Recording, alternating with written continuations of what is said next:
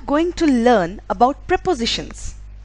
Prepositions, very important aspect of any language, isn't it? So let's get started. Above is ऊपर and below is नीचे. Okay? मेज के ऊपर पुस्तक रखी है.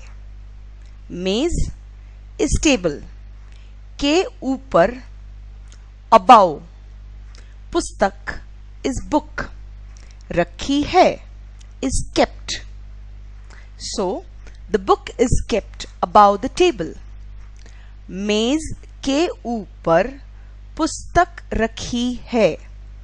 मेज table के ऊपर above or simply ऊपर is above, up. Okay? ऊपर is up. So the book is kept above the table. मेज के ऊपर पुस्तक रखी है.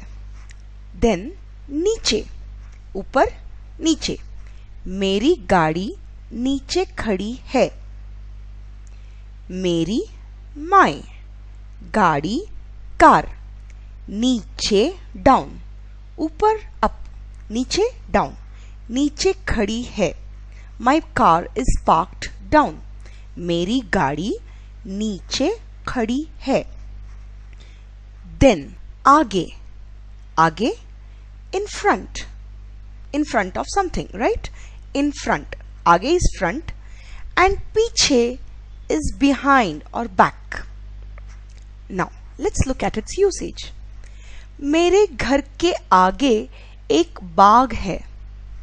Now here बाग or बगीचा, the other word for Bagh is बगीचा. बाग is garden. Okay? मेरे घर, my house, मेरे घर के आगे in front of my house एक बाग है. There is a garden. मेरे घर के आगे एक बाग है.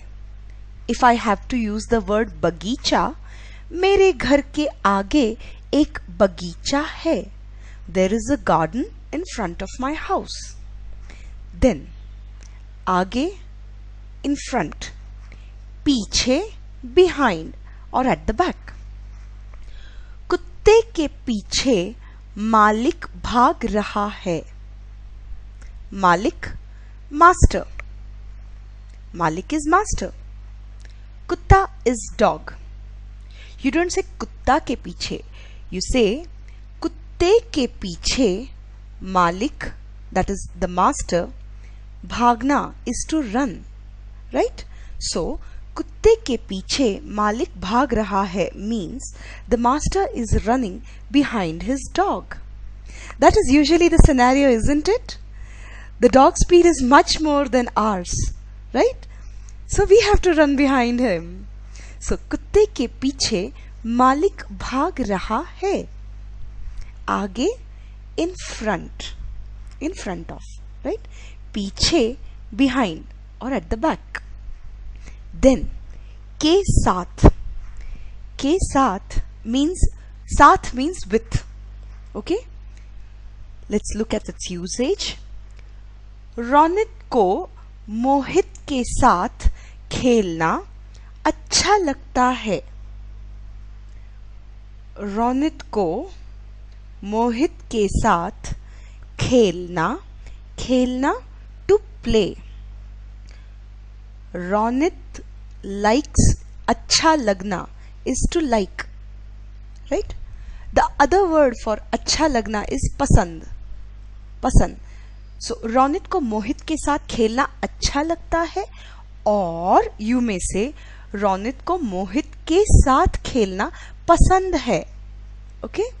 So in English, Raunak likes to play with Mohit. With के साथ with, right? Raunak likes to play with मोहित. रौनक को मोहित के साथ खेलना अच्छा लगता है, और रौनक को मोहित के साथ खेलना पसंद है. Let's look at another usage, a little longer sentence here, but just to give you some practice. दिमाग के साथ थोड़ा दिल भी लगाओगे तो तुम्हें काम अच्छा लगने लगेगा। दिमाग, brain, दिल, heart. What do we usually do? We use our brain. But then this sentence means if you put your heart, that means you show more interest, dil se, right? With your heart. If you work with all your heart, you will start liking the job. If you put your heart along with your brain, you will start liking the job. दिमाग के साथ थोड़ा दिल, a little bit of heart. That means if you put in your heart to your work, right? दिमाग is brain, दिल is heart. दिल के साथ थोड़ा दिमाग भी लगाओगे. If you apply your heart, yes, if you put your heart, दिमाग के साथ थोड़ा दिल भी लगाओगे. लगाना is to put, दिल लगाना, to put your heart, apply your heart.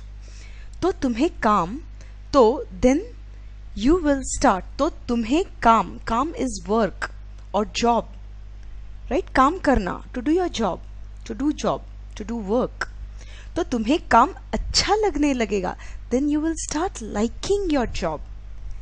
So I repeat, दिमाग के साथ थोड़ा दिल भी लगाओगे तो तुम्हें काम अच्छा लगने लगेगा.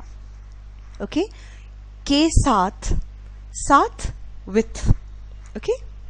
Good. Then लिए, के लिए. Okay? Something के लिए means for.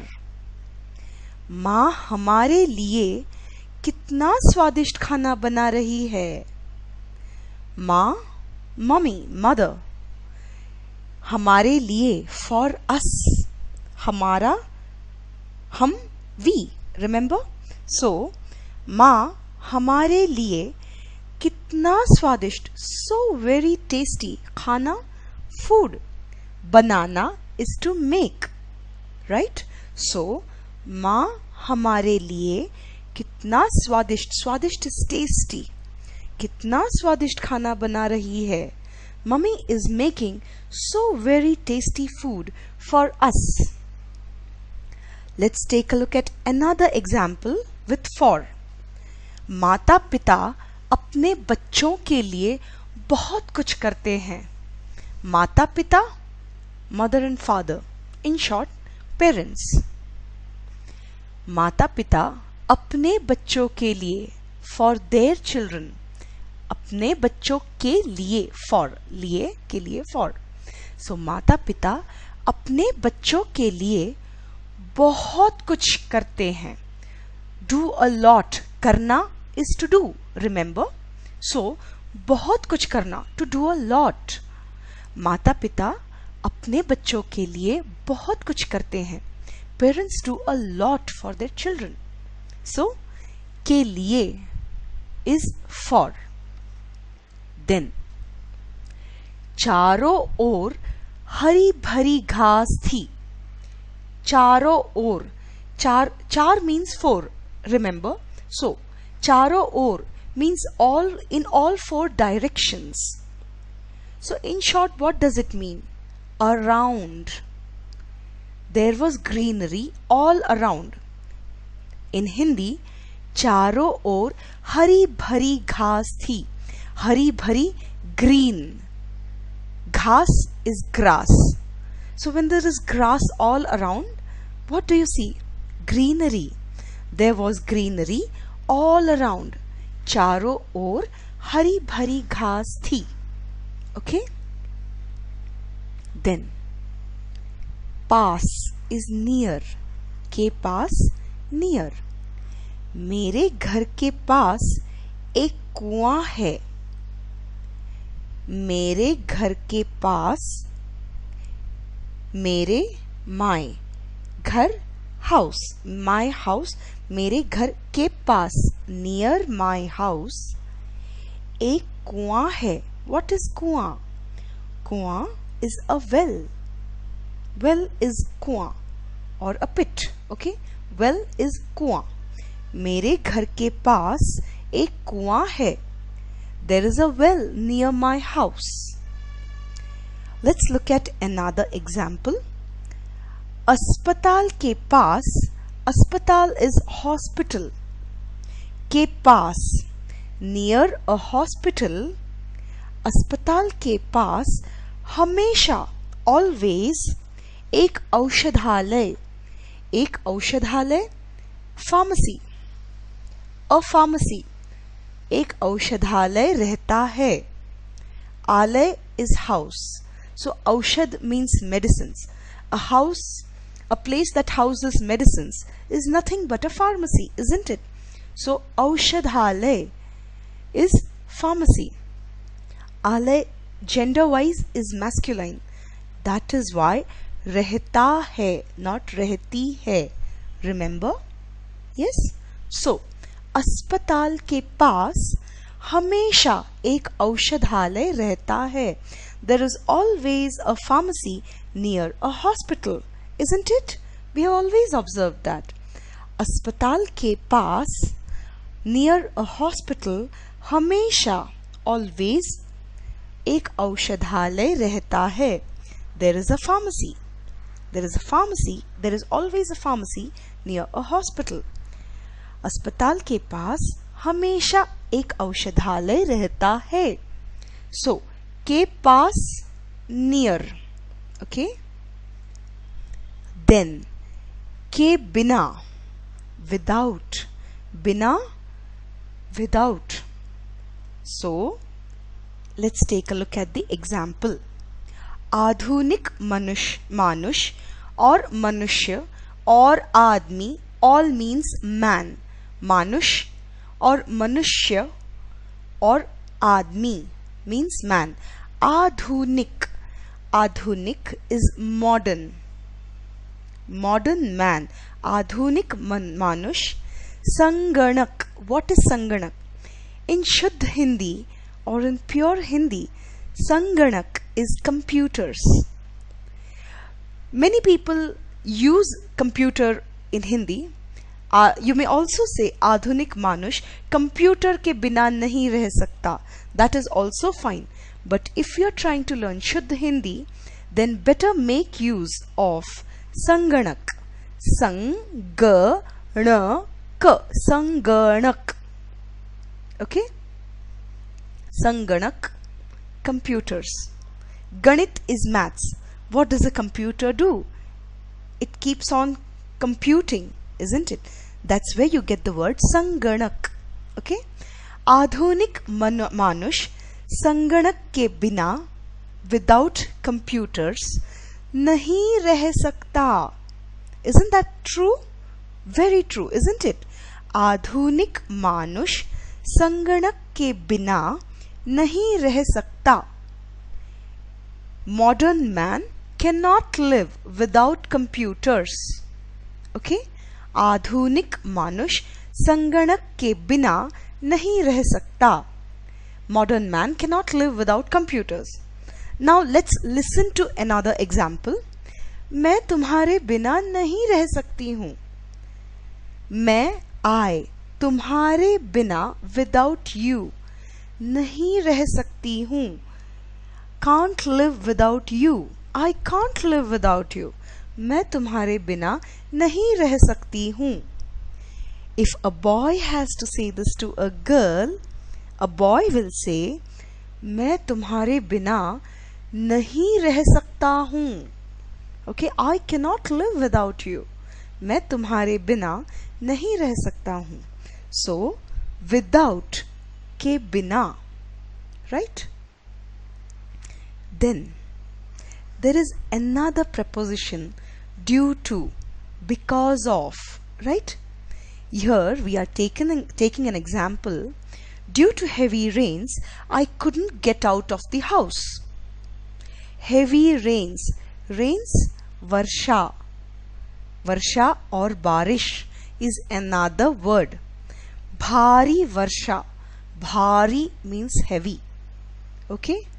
भारी वर्षा की वजह से और भारी वर्षा के कारण, ड्यू टू हेवी रेन्स, मैं I घर से बाहर out of house घर से बाहर निकल नहीं पाई.